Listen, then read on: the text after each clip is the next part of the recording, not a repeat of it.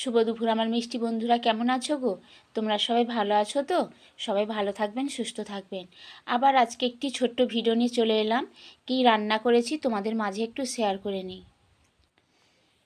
আজকে দুপুরে রান্না করেছি বন্ধুরা বেগুন ভাজা আর বিট আলু কাঁচকলা দিয়ে একটু নিরাম তরকারি করেছি।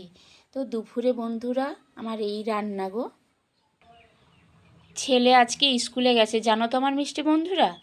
ছেলে স্কুলে গেছে, তো মেয়েকে নিয়ে খেতে বসে গেছি আমার মিষ্টি বন্ধুরা। অনেক বেলা হয়ে গেছে, তোমরাও খেয়ে নাও গো। সোনামা, তুমিও খেয়ে নাও। প্রথম থেকে লাস্ট অবধি ভিডিওটা দেখার জন্য অসংখ্য অসংখ্য ধন্যবাদ আমার মিষ্টি বন্ধুরা। টাটা গো আমার মিষ্টি বন্ধুরা, রাখছি। অনেক বেলা হয়ে গেছে, আপনারাও খেয়ে নিন। সোনামা, টাটা দিয়ে দাও বন্ধুদেরকে। বলে সবাই লাইক কমেন্ট শেয়ার করবে, পাশে থাকবে।